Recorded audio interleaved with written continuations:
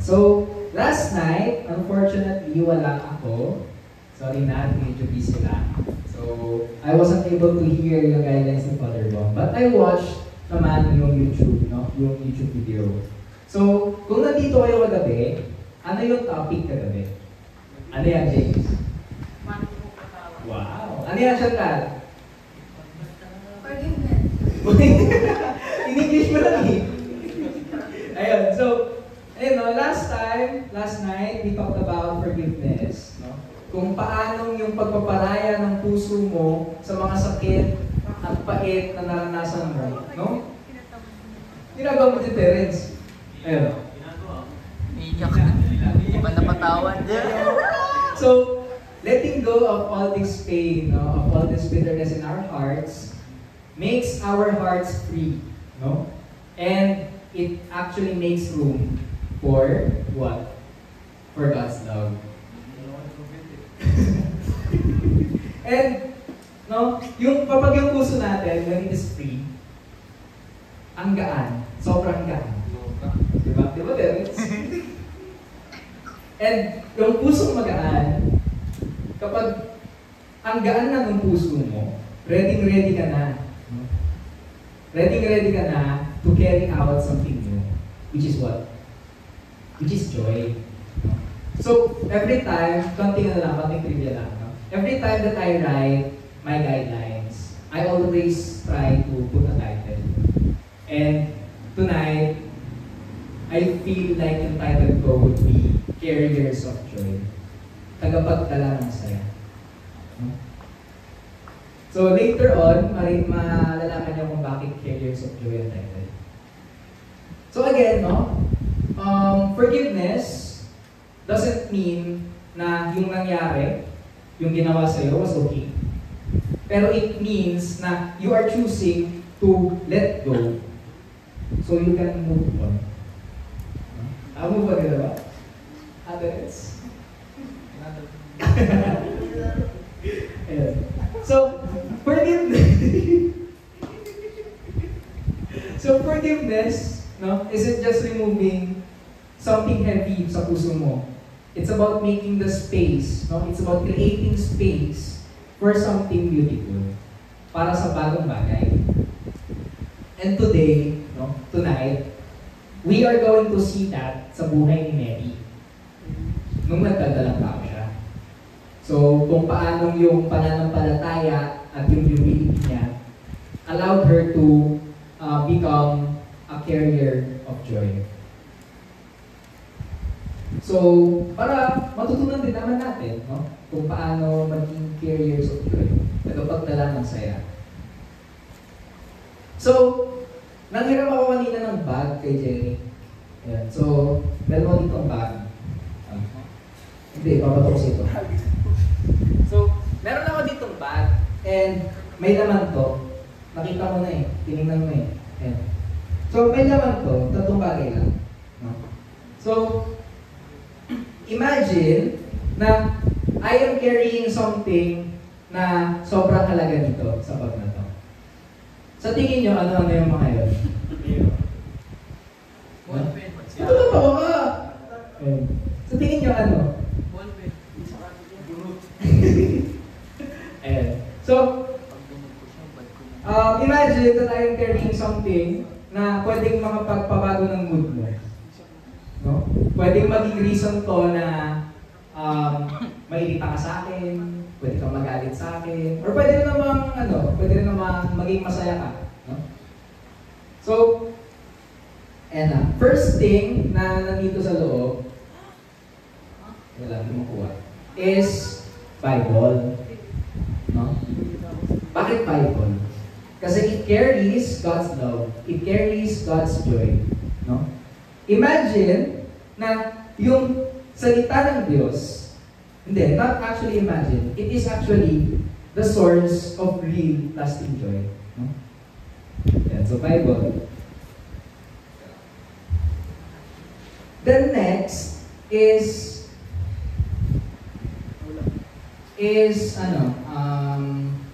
earpods or earphones na you can actually use para makinig ng music, no, na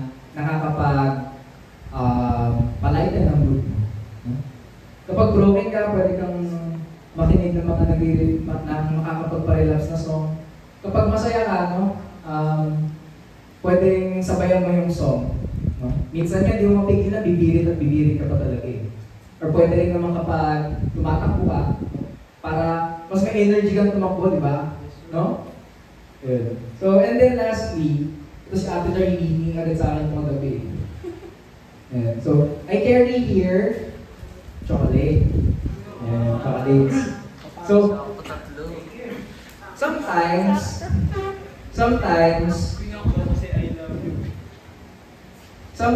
no, joy is sweet.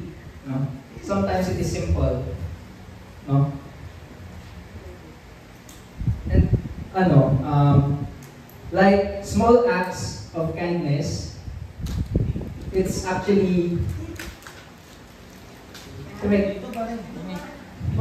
Dito, idol.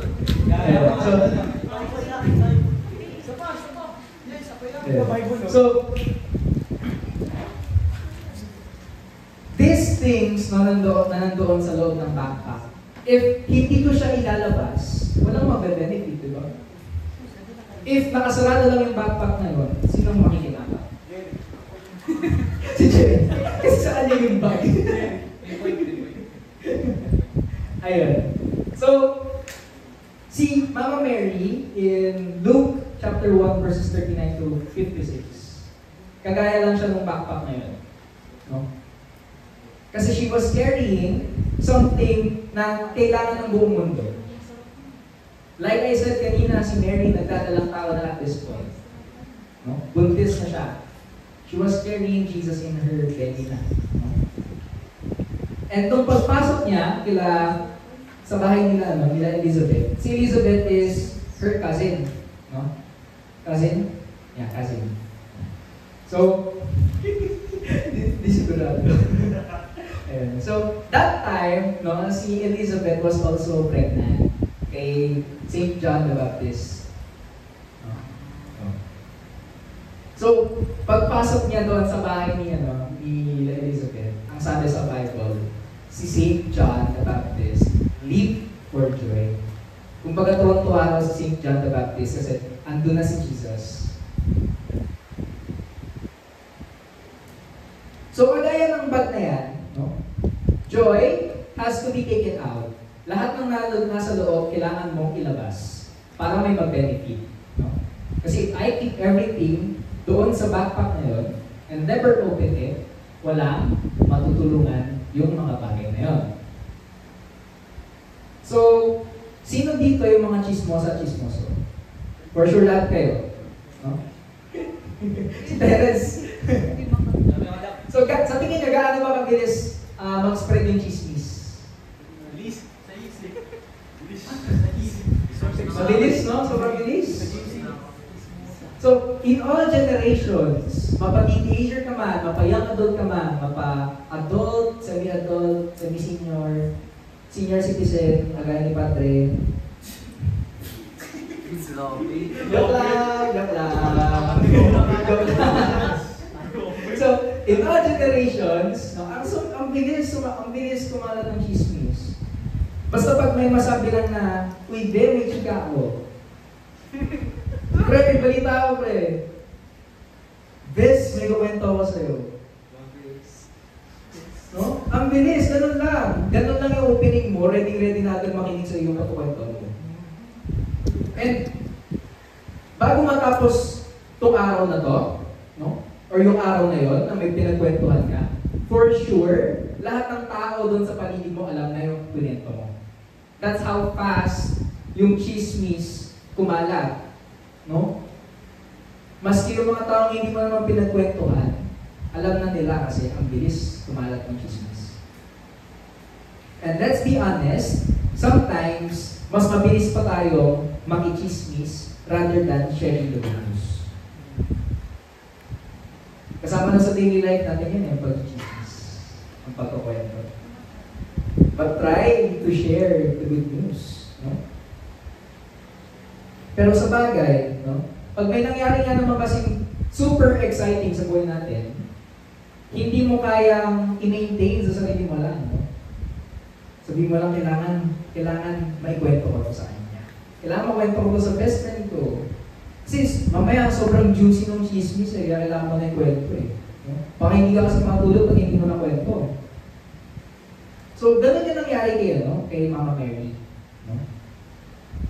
Ayun, nung na-receive niya yung ultimate breaking news galing sa langit na she was going to carry the Savior of the world, which was Jesus. She hurried to her cousin. Nagmadali siyang pumunta kay Elizabeth para sabihin. And she didn't just bring a greeting nung pagpunta niya doon. She carried the presence of Jesus. Kaya nga nung pagdating niya doon sa bahay ni Elizabeth, joy literally lived inside Elizabeth. Kasi nga, tuwang-tuwa na si St. John the Baptist.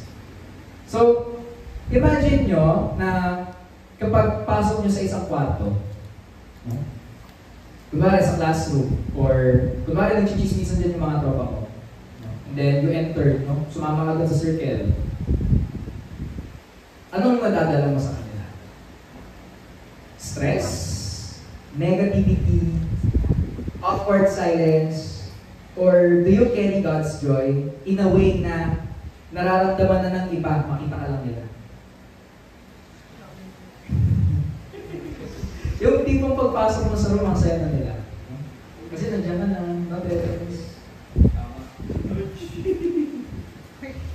si Mama Mary, nung pagpasok niya sa bahay nila Elizabeth, sabi na si Baby John, ang saya-saya niya. So, ganun ka din ba?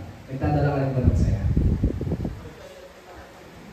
Pero, bakit nga ba sa tingin yung masaya si St. John the Baptist mo? Kasi, God's blessings are not meant to be kept. They are meant to overflow. They are meant to be shared. Hindi lang yun para sa lang. Ito ay dapat share.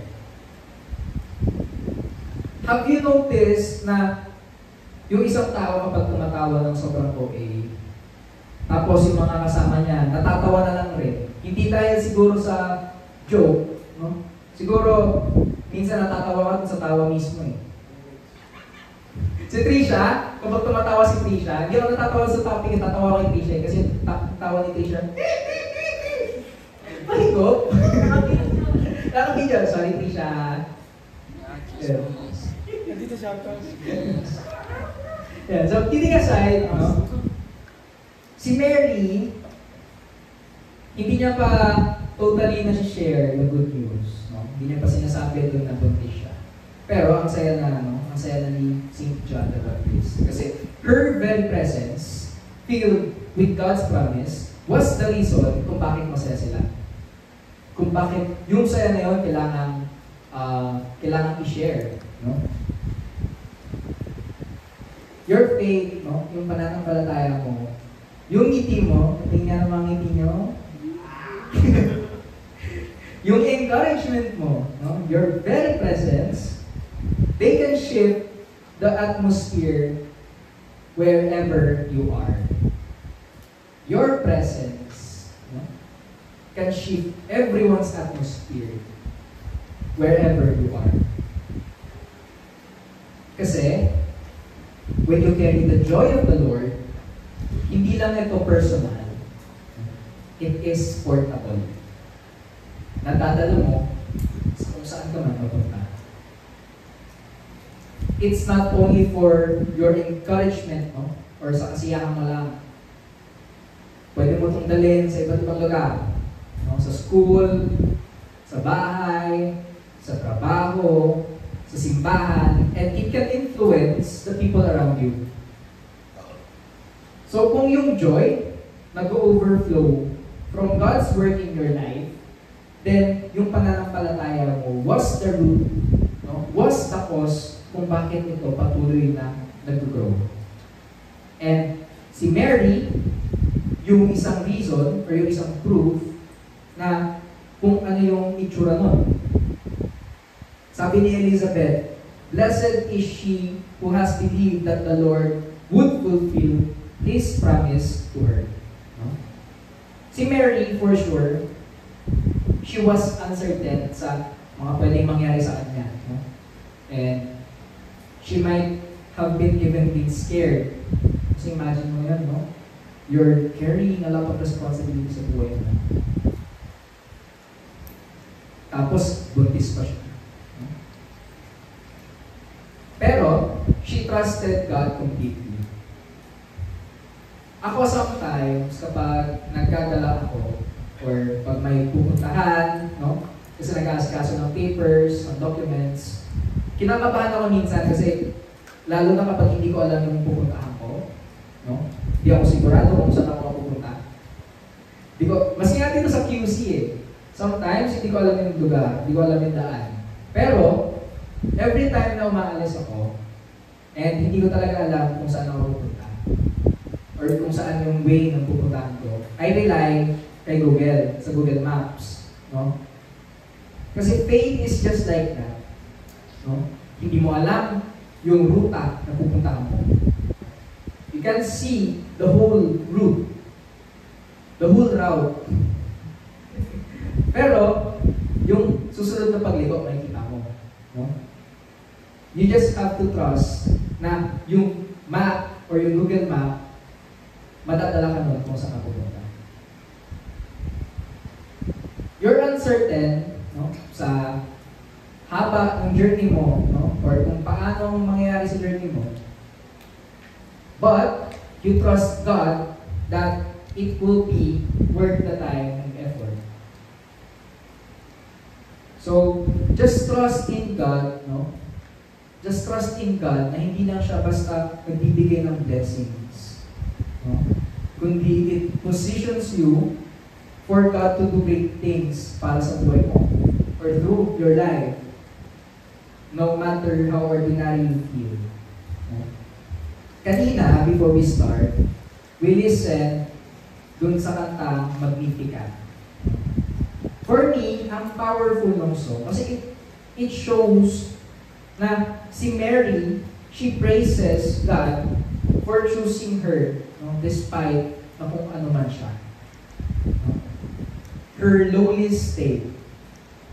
Meaning na hindi mo naman kailangan na ikaw yung pinakamatalino. No? Hindi mo naman kailangan na ikaw yung pinakamayaman, yung pinakamadaling magsalita sa harap, yung pinakamadaling at pinasa sa instruments, or pinakamaganda ang boses when it comes to singing. No? Hindi mo naman kailangan na ikaw yung pinaka-talented sa room para magamit ka ni God. No? Kasi He values availability more than ability. No? Kasi God loves using the ordinary to do the extraordinary. God loves using the ordinary to do the extraordinary. I can't remember the verse, pero ang may verse ako naalala, ang sabi doon, God doesn't call the qualified, He qualifies the call. So, 4 years ago, hindi ko na-expect that I would be preaching. Kasi, I know, no, personally, that I'm a very prideful and boastful person. So, may apang ako. Shoot. So, in the moments, no, that I am being boastful, sorry ka agad, no, I'm trying to be humble naman na. No? So, akala ko before, hindi ko magagamit yung confidence ko when it comes to speaking. No? Pero, at some point in my life, I realized na this confidence that I have, especially speaking in front, would make sure na mag-benefit din naman yung iba. So I hope, no, na I am being a person, no, to bear fruit para sa inyo. No? Sabi nga kanina ni Chantal during prayer, no, sana mag-preach siya kahit, ano yun sabi mo kanina? Sana mag-preach ka kung kailan mo gusto. So ano, natawa ako dun. So I'll try naman, Chantal, don't worry. Mag-preach ako whenever I'm called. No? So at this moment, no, I'd like to invite you, no, to worship God bago nyo pa makita yung buong picture ng journey nyo. No? And say yes, kahit na you feel na you are not qualified to carry out God's wishes. Kasi, God can still and will still work through you. So, and to help you reflect on these guidelines, I only have one question. Isa lang. And it's in the general question. Ano sa tingin mo yung sinasabi sa iyo ni Jesus as of this moment? So, ayun na.